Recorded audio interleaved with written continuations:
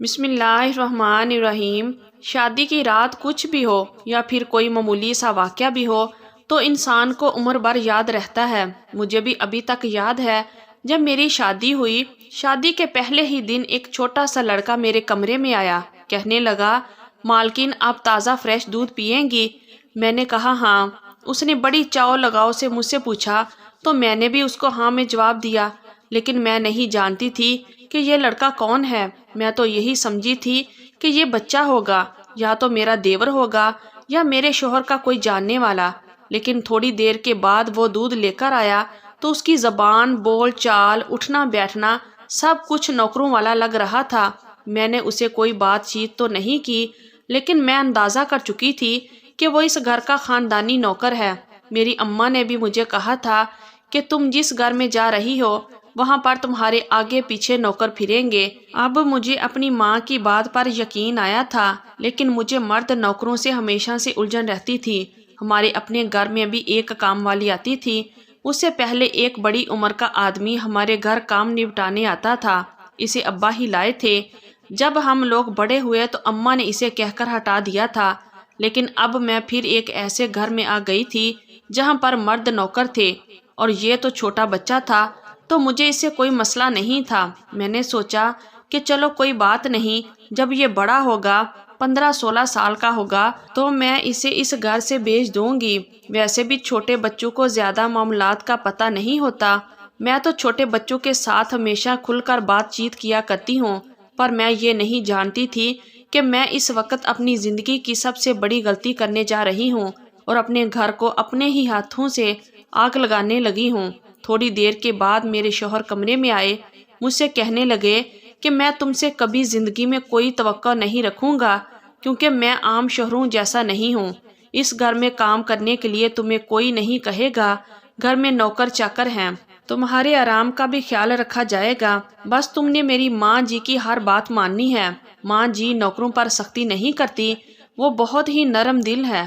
ان کے نرم دل سے اکثر ہم بھی تنگ پڑ جاتے ہیں، لیکن اب تم اس گھر کی فرد ہو، اس لیے تم نوکروں پر کبھی سختی مت کرنا، لیکن نوکر تمہاری خدمت میں کوئی کوتاہی نہیں کریں گے، بس تم انہیں جھڑکنا مت۔ اماں کا کہنا ہے کہ ان لوگوں کی بد دعا بہت جلدی لگتی ہے، اس لیے کبھی بھی نہ ہی ان سے کوئی بدتمیزی کی جائے اور نہ کوئی ایسی بات کہ ان کا دل دکھے۔ میں نے اپنے شوہر کی ہاں میں ہاں ملائی تھی، ظاہر ہے میرے پاس اور کوئی چارہ جو نہیں تھا۔ پھر مجھ سے کہنے لگے کہ تم دودھ پی کر سو جاؤ، مجھے فی الحال اپنے دوستوں کے ساتھ جانا ہے۔ آج انہوں نے میرے لیے ایک دعوت رکھی ہے، مجھے نہیں لگتا کہ میں یہاں رہ پاؤں گا، 2-3 بجے آؤں گا، تب تم تھک چکی ہوگی، اس لیے تم سو جانا۔ میں آذر سے کہہ دوں گا کہ اگر میں آیا تو وہ تمہیں جگا دے گا۔ آذر، میں نے اپنے شوہر کی طرف سوالی نظروں سے دیکھا۔ وہ کون ہے؟ میرے منہ سے پہلا لفظ یہی نکلا تھا۔ ارے تھوڑی دیر پہلے جو تمہیں دودھ دینے آیا تھا، وہ چھوٹا بچہ ہمارے گھر کا سب سے اچھا اور بہترین خدمتگار ہے، اسے کبھی بھی نوکر مت سمجھنا، اپنا چھوٹا بھائی یا پھر بچہ سمجھنا، تمہاری اتنی خدمت کرے گا کہ تم ساری زندگی یاد رکھو گی۔ اسے یہاں کام کرتے ہوئے 2 سال ہو گئے ہیں اور سب اس سے بہت زیادہ خوش ہیں، اسی لیے میں نے اماں سے کہا تھا کہ میری بیوی کے لیے آذر کو رکھ دیں تاکہ وہ کام کرے اور میری بیوی کو کوئی مسئلہ بھی نہ ہو۔ میں تمہارے کردار کے بارے میں اچھے سے جانتا ہوں، تمہیں بڑے بڑے آدمی سے نفرت ہے، اسی لیے چھوٹا بچہ رکھا ہے تاکہ تم اس کے ساتھ کبھی ڈرو نہیں یا کبھی خود کو غیر محفوظ تصور نہ کرو۔ میں نے اپنے شوہر کا شکریہ ادا کیا، وہ تو چلے گئے، لیکن ایک عجیب سا احساس مجھے ہونے لگا تھا، کیا اس گھر میں میرا خیال نوکر رکھیں گے؟ میرے شوہر کیا مجھ سے بات نہیں کرے گا؟ میرے دل میں ہزاروں خیالات آ رہے تھے کہ کمرے کے دروازے پر دستک ہوئی۔ میں نے باہر کی طرف دیکھا تو وہاں کوئی بھی نہیں تھا۔ پھر دروازہ اچانک کھلا، میں حیران ہو گئی کہ میں نے تو دروازے کی کنڈی بھی نہیں کھولی، پھر یہ دروازہ کیسے کھل گیا؟ یہ دیکھ کر میری حیرت کی انتہا نہ رہی کہ میرے سامنے 10 سالہ نوکر آذر کھڑا تھا اور اس کے ہاتھ میں دروازے کی چابی بھی تھی۔ میں نے اسے دیکھ کر غصے سے پوچھا، یہ کیا تم نے دروازہ چابی سے کیوں کھولا؟ کیا تمہیں پتہ نہیں کہ یہ ایک نئی نویلی دلہن کا کمرہ ہے؟ کم از کم تمہیں پوچھ کر آنا چاہیے تھا، تمہیں اتنا تو پتہ ہوگا کہ یہ ایک نئی نویلی دلہن کا کمرہ ہے۔ آتے ہوئے تمہیں دستک دینی چاہیے، دوبارہ ایسی حرکت مت کرنا۔ میں نے اسے غصے سے کہا تو وہ اپنے کانوں کو ہاتھ لگا کر مجھ سے معافی مانگنے لگا۔ مالکن معاف کر دیں، لیکن دراصل مجھے غلط فہمی ہوئی ہے۔ آپ سے پہلے یہ کمرہ چھوٹی بی بی کا ہوا کرتا تھا، وہ بھی مجھے یہی کہا کرتی تھی کہ بعض اوقات مجھے اتنی سستی ہوتی ہے کہ میں اٹھ کر دروازہ کھول نہیں سکتی، تم باہر سے چابی استعمال کر کے دروازہ کھول لیا کرو اور مجھے کہوہ وغیرہ لا کر دیا کرو۔ تو بس میں تو چھوٹی بی بی کے خیالوں میں آپ کے کمرے میں بھی ایسے ہی آ گیا۔ مجھے معاف کر دیں۔ اس نے بڑی اداؤں سے مجھ سے معافی مانگی۔ میں بھی سمجھ گئی کہ ہاں، ہو سکتا ہے کہ میری نند پہلے بہت زیادہ نخرے والی اور سست ہو تو نوکر کو اسی طرح کمرے کا دروازہ خود کھول کر آنا پڑتا ہوگا، لیکن میں نے دل میں سوچ لیا کہ میں اس بات کی تہ تک ضرور جاؤں گی اور اس نوکر کی حرکتوں پر شروع سے ہی نظر رکھوں گی۔ اچھا، اب یہ بتاؤ کہ تم یہاں آئے کیوں ہو؟ میں نے اس سے پوچھا تو کہنے لگا، میں نے سوچا کہ آپ کا حال حوال پوچھ لوں، اور اگر آپ کو کھانے کی کوئی چیز چاہیے تو وہ بھی بتا دیں۔ میں رات دیر تک جاگتا رہتا ہوں، اس حویلی کے سارے نوکر سو جاتے ہیں، بس میں ہی جاگتا رہتا ہوں۔ اس نے بڑی چمکتی ہوئی آنکھوں سے کہا تھا، اچھا ٹھیک ہے، فی الحال تم میرے کمرے سے جاؤ اور دوبارہ ایسے دروازہ مت کھولنا۔ جی بہتر۔ وہ اپنے دل پر ہاتھ رکھتا چلا گیا۔ میں اس کی باتوں سے متاثر بھی ہوئی تھی کہ اتنا چھوٹا سا بچہ اور اسے کتنی زیادہ تمیز ہے کہ مجھ سے کوئی فالتو بات نہیں کی، ورنہ کوئی اور لڑکا ہوتا تو نہ جانے میری تعریف کرنے بیٹھ جاتا، لیکن یہ نوکر ہو کر بھی اتنا سلیقہ مند تھا۔ اس کے جانے کے بعد میں اپنے بستر سے اٹھی، میں بھی اپنے کپڑے ٹھیک کر رہی تھی کہ میری نظر ایک سفید رنگ کے رومال پر پڑی۔ وہ رومال ایک شاپر کے ساتھ پڑا ہوا تھا۔ شاپر اور رومال دونوں ہی دروازے کے پاس رکھے ہوئے تھے۔ ایسا لگتا تھا جیسے انہیں ابھی رکھا گیا ہو، کیونکہ جب میں کمرے کے اندر داخل ہوئی تھی تب کسی ایسی چیز کا نام و نشان بھی نہیں تھا، لیکن اب رومال اور شاپر دیکھ کر مجھے لگا جیسے یہ سارا کچھ آذر نے رکھا ہو۔ کیا اس کا کوئی مقصد ہو سکتا ہے؟ میں نے دل میں سوچا، لیکن اس نوکر کی مجھ سے کیا توقعات اور کیا مقصد ہو سکتا ہے؟ اسے مجھ سے کیا غرض ہوگی؟ میں نے یہی بات دل میں سوچی، شاپر اٹھا کر دیکھنے ہی لگی تھی کہ کمرے کے دروازے پر دستک ہوئی۔ میں نے سوچا کہ اگر شاپر میں کوئی ایسی ویسی چیز ہوئی تو خام خواہ میں بدنام ہوں گی، ہو سکتا ہے آذر ہو، لیکن میں نے شاپر پہلے الماری کے نیچے چھپا دیا۔ اس کے بعد کمرے کا دروازہ کھولا تو سامنے میری ساس کھڑی تھی۔ میری ساس کے چہرے پر پریشانی کے آثار نمودار تھے۔ میں نے ان سے پوچھا کہ کیا ہوا؟ کہنے لگی کہ بیٹی، مجھے حیرت ہے کہ ابھی تک تمہارا شوہر کمرے میں کیوں نہیں آیا، حالانکہ اسے ابھی تک یہاں ہونا چاہیے تھا، اور پھر یہ تو تمہاری ذمہ داری تھی کہ تم اسے کمرے میں روک کر رکھتی۔ ماں جی، مجھے اچھا نہیں لگا کہ میں اپنے شوہر کو پہلے ہی دن پابند کرنا شروع کروں۔ آئندہ سے وہی ہوگا جیسا آپ کہیں گی۔ میری بات سن کر وہ مسکرا دی، لیکن ان کی پریشانی کم نہیں ہوئی۔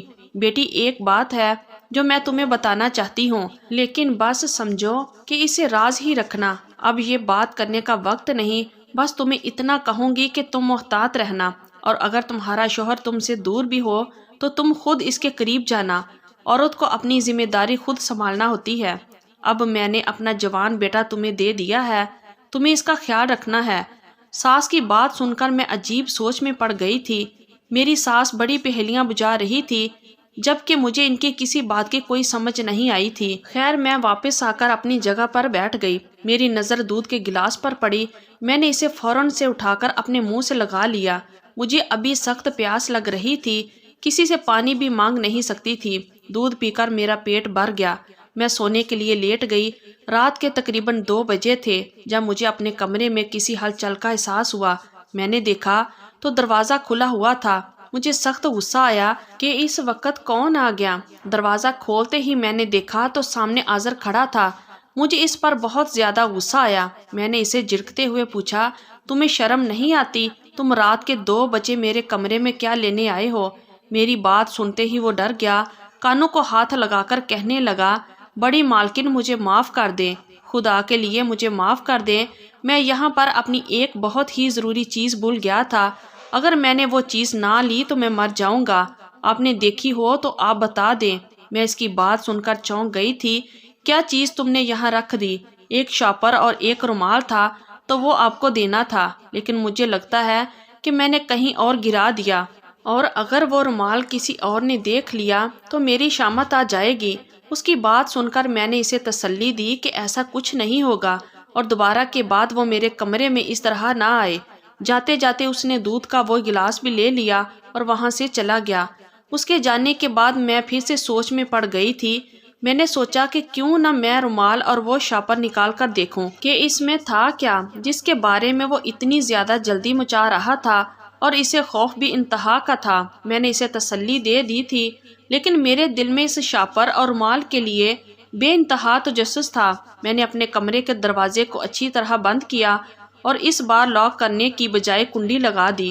پھر کمرے کی روشنی چلائی اور رومال اور شاپر کھول کر دیکھنے لگی۔ اندر سے جو چیز نکلی وہ دیکھ کر میں بہت زیادہ حیران بھی تھی اور پریشان بھی تھی، کیونکہ میں نے اس چھوٹے بچے سے یہ امید نہیں کی تھی کہ وہ ایسی چیز شاپر میں رکھ کر بہانے سے مجھے دے گا۔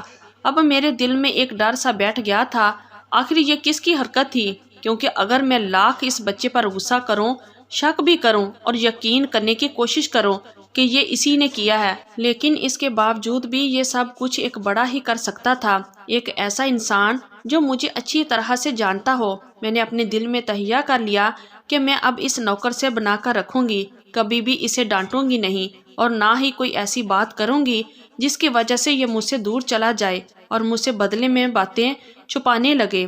اگلی صبح ہوئی تو میں نے اسے 500 روپے ہاتھ میں رکھ کر کہا، اگر تمہیں کسی بھی چیز کی ضرورت ہو تو مجھے بتانا۔ میرے ہاتھ میں پیسے دیکھ کر وہ بولا، مالکین۔ میں نے اس کا لفظ آدھے میں ہی پکڑ لیا۔ مالکین نہیں تو مجھے آپ ہی کہا کرو، اب میں تمہاری مالکین نہیں بلکہ بڑی بہن ہوں۔ کل شاپر میں جو میں نے چیز رکھی تھی اور وہ رومال کیا آپ کو پسند آیا؟ اس کی بات سن کر میں نے ادھر ادھر دیکھا کہ کہیں کوئی یہ بات سن نہ لے، خاص کر میں اپنے شوہر کو اس کی خبر نہیں ہونے دینا چاہتی تھی۔ میں نے کہا، بالکل مجھے تمہاری ہر بات پسند ہے، لیکن آئندہ تم مجھ سے کچھ بھی چھپانا نہیں۔ کوئی تم سے میرے بارے میں اگر بات کرے تو تم مجھے لازمی بتاؤ گے۔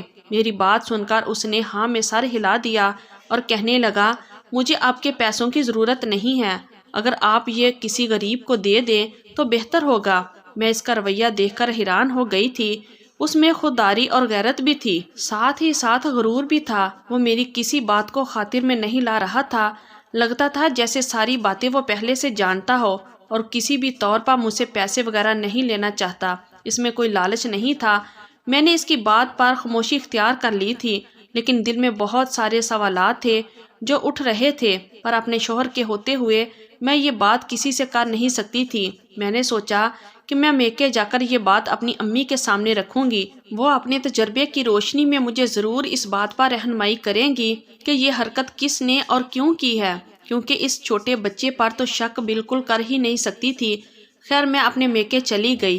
میں نے سارا معاملہ امی کو بتایا تو امی بھی پریشان ہو گئی، کہنے لگی، بیٹی تمہاری شادی کو ابھی دن ہی کتنے ہوئے ہیں، اگر یہ بات تمہارے شوہر کو پتہ چل گئی تو وہ تمہارے کردار کے بارے میں کیا سوچیں گے؟ وہ تو یہی سوچیں گے نا کہ ہم نے تمہاری اچھے سے تربیت نہیں کی، اور یہ کہ تمہیں اپنے شوہر کی امانت میں خیانت کرنے سے کوئی روک نہیں سکا۔ اللہ نہ کرے امی جان، میں تو اپنے شوہر کے علاوہ دل میں کسی اور کا خیال بھی نہیں لاتی، تو آپ ایسا کیسے کہہ سکتی ہیں کہ میں نے اپنے شوہر کے علاوہ کسی کے بارے میں سوچا بھی؟ ایسا گمان کرنا بھی میں گناہ سمجھتی ہوں۔ میری بات سن کر میری ماں کو تو یقین آ گیا تھا، لیکن میں جانتی تھی کہ یہ راز جیسے ہی میرے شوہر کو پتہ چلے گا وہ ضرور مجھ سے تفتیش کرے گا۔ وہ شاپر اور مال میں نے امی کو ہی دیا اور واپس اپنے گھر آ گئی۔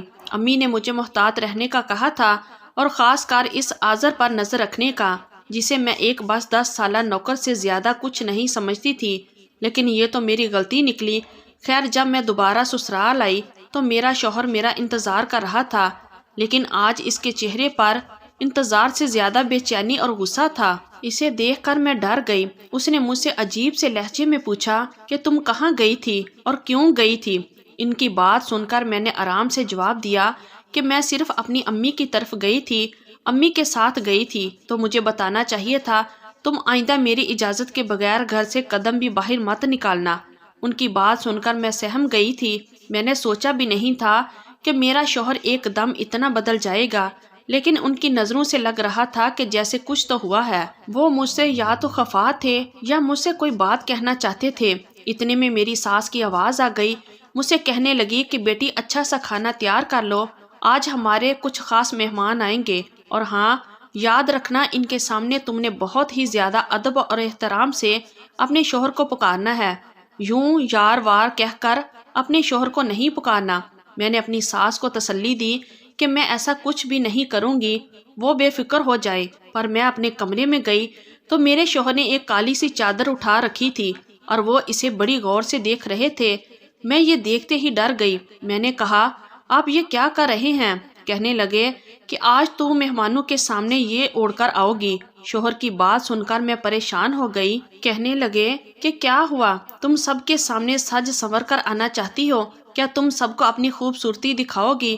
میں نے کہا نہیں، ایسی تو کوئی بات نہیں، لیکن نئی نویلی دلہن تو ہمیشہ تیار ہوا کرتی ہے، آپ جو کہہ رہے ہیں وہ بھی ٹھیک ہے، جیسا آپ کہتے ہیں میں ویسا ہی پہناوا کروں گی۔ میری بات سن کر وہ خوش ہو گئے تھے، لیکن مکمل خوشی ان کے چہرے سے غائب تھی۔ لگتا تھا جیسے وہ میرے بارے میں کوئی ایسی بات جانتے ہیں جس کے بارے میں ابھی انہیں یقین مکمل نہیں، اور وہ شک بھی کر رہے ہیں۔ خیر میں نے صبر و تحمل سے کام لینا تھا، اس لیے میں خاموش رہی۔ پھر میرے شوہر نے مجھے وہی چادر اوڑھنے کا کہا، حالانکہ میں تو سمجھی تھی کہ وہ مجھ سے صرف مذاق کر رہے ہیں۔ دعوت میں کون کون آ رہا ہے؟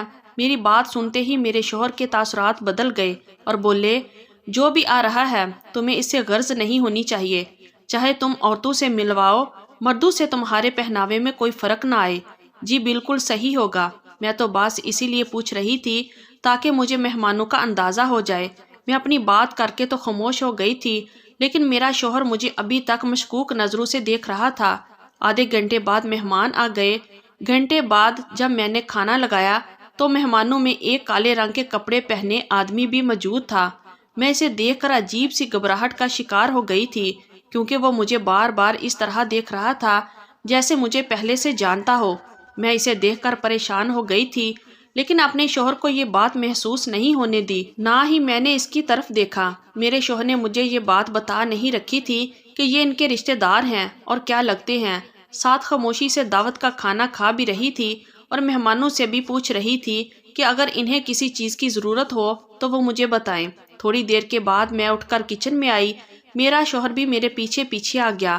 سچ سچ بتا دو کہ یہ سب کچھ کب سے چل رہا ہے؟ میرے شوہر نے مجھے میرے بازو سے کھینچتے ہوئے کہا تو میں پریشان ہو کر انہیں دیکھنے لگی۔ کیا چل رہا ہے؟ کیا کہنا کیا چاہتے ہیں آپ؟ میں نے ان سے غصے سے پوچھا تو ہنس کر بولے یعنی کہ تمہیں سب پتا ہے لیکن تم انجان بننے کی اداکاری کر رہی ہو۔ ایک بات یاد رکھنا کہ میں کبھی کسی گناہ گار کو یا بے وفا کو معاف نہیں کرتا، اور اگر جس دن مجھے سچ سمجھ آ جائے گا اس دن میں تمہارے چہرے پر تھوکوں گا بھی نہیں۔ ابھی تو میں فی الحال تمہیں شک کا فائدہ دے رہا ہوں، جس دن مجھے حقیقت پتہ چلی اس دن میں تمہیں جان سے مار دوں گا۔ شوہر کی بات سن کر میرا دل کانپ اٹھا تھا، لیکن میں چپ کر گئی۔ میں نے سوچا کہ جب میرے کردار میں کوئی خرابی ہے ہی نہیں تو مجھے خام خواہ ڈرانا بھی نہیں چاہیے۔ میں نے امی کو بھی یہ بات بتائی تو امی کہنے لگی کہ بیٹا یہ بات اتنی آسان نہیں جتنی نظر آ رہی ہے، اتنی ہے نہیں، اس کے پیچھے ضرور کوئی نہ کوئی راز ہے جو تم سے چھپایا جا رہا ہے، ورنہ کوئی بھی انسان اپنی شادی کے فوراً بعد اپنی بیوی سے دل دکھانے والی باتیں نہیں کرتا، اور وہ بھی میرے داماد جیسا بچہ جو کہ انتہائی شریف النفس ہے۔ ضرور کسی نے اس کے کان بھرے ہوں گے۔ تم اپنے کمرے میں غور سے دیکھو، کوئی ایسی چیز کوئی نشانی ملے تو مجھے بتانا، میں باقی تمہاری رہنمائی کروں گی۔ اماں کی بات سے مجھے وہ شاپر اور رومال والا واقعہ یاد آیا۔ میں نے سوچا کہ کیوں نہ میں اس رومال اور شاپر کو اپنے شوہر کو دے دوں اور ان سے پوچھوں کہ یہ کس نے مجھے آذر کے ذریعے بھجوایا تھا، لیکن پھر سوچا کہ خواہ مخواہ ایک نیا قصہ سامنے آ جائے گا۔ اسی شام آذر میرے کمرے میں آیا اور کہنے لگا آپی میں آپ سے ایک بات کہنا چاہتا ہوں، اگر آپ کو مجھ پر یقین نہیں تو بے شک آپ جا کر بڑے بھیا سے پوچھ لینا، لیکن فی الحال کے لیے آپ میرے ساتھ آئیں، میں آپ کو باہر لے کر جانا چاہتا ہوں۔ تم مجھے کیوں باہر لے کر جاؤ گے؟ آذر تمہیں تو خود کچھ نہیں پتا، تم ایک چھوٹے بچے ہو۔ آذر میری بات سن کر ہنس پڑا، نہیں میں تو آپ کو اپنے ساتھ لے کر نہیں جاؤں گا، باہر بڑے بھیا کھڑے ہیں، وہ آپ کو لینے کے لیے آئے ہیں۔ بڑے بھیا یعنی میرے شوہر؟ ہاں ہاں آپی، میں انہی کو تو بڑے بھیا کہتا ہوں۔ وہ کار میں آپ کا انتظار کر رہے ہیں۔ میں آذر کی بات سن کر کچھ سمجھی نہیں تھی، پریشان بھی تھی اور شک میں بھی پڑ گئی۔ میں نے اپنی ساس سے جا کر پوچھا کہ آذر نے مجھے کہا ہے کہ باہر میرا شوہر مجھے لینے کے لیے کھڑا ہے، کیا واقعی میں انہوں نے آپ سے ایسی کوئی بات کی تھی؟ میں نے تو باہر جا کر نہیں دیکھا۔ آذر بچہ ہے، شاید اس سے غلطی ہو گئی ہو، آپ جا کر ایک بار باہر دیکھ آئیں۔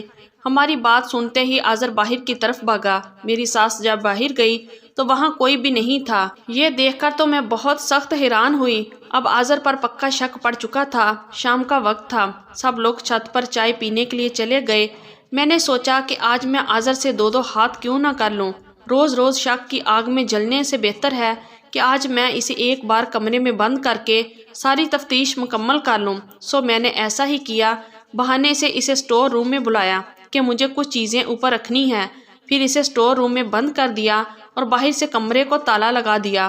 آذر وہیں پر دروازہ پیٹتا رہ گیا۔ میں سمجھ سکتی تھی کہ وہ ایک چھوٹا بچہ ہے، اس کا دل بھی کمزور تھا، لیکن مجھے بھی اپنے کردار پر کوئی سیاہی نہیں چاہیے تھی۔ میں نے سوچ لیا کہ آج میں اسے سبق سکھا کر ہی رہوں گی۔ باہر والے کمرے کا دروازہ بھی میں نے اندر سے بند کر دیا۔ آذر سے جالی والا دروازہ کھل کر پوچھا کہ جب تک تم مجھے سچ نہیں بتاؤ گے میں تمہیں یہاں سے جانے نہیں دوں گی، پھر چاہے تم جو مرضی کر لو، تم یہیں پر سڑ کر مر جاؤ گے۔ وہ چھوٹا بچہ تھا، کب تک یہ بات چھپا سکتا تھا؟ بھلا مجھ سے کہنے لگا کہ میں نے یہ کام جان بوجھ کر نہیں کیا۔ بڑے بھیا کے ایک دوست ہیں، انہوں نے اپنے دوست سے یہ شرط لگائی تھی کہ وہ اس کی بیوی کو اپنے جال میں پھنسا کر رہیں گے۔ یہ باتیں میں بھی سن رہا تھا۔ بڑے بھیا کو یہ بات بہت بری بھی لگی تھی۔ انہوں نے اس سے دوستی بھی ختم کر لی، لیکن وہ آدمی مجھے پیسے دینے لگا، کہنے لگا کہ تم جا کر بھابھی کو یہ شاپر اور مال دے آؤ، اس کے بدلے میں تمہیں 10,000 روپے دوں گا۔ 10,000 روپے تو میں نے زندگی بھر نہیں دیکھے تھے۔ بس ان کی یہ بات سن کر میں بہک گیا تھا۔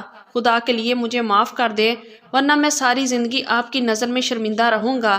میں نے کہا کہ میری نظر میں تو تم گر ہی گئے ہو، لیکن اب میرے شوہر سے دور رہنا، ورنہ اگر انہیں تمہاری اس حرکت کا پتہ چلا کہ تم نے شادی کی رات مجھے کسی اور کا تحفہ لا کر دیا تھا تو وہ تمہارا برا حال کر دیں گے اور تم اپنی نوکری سے بھی جاؤ گے۔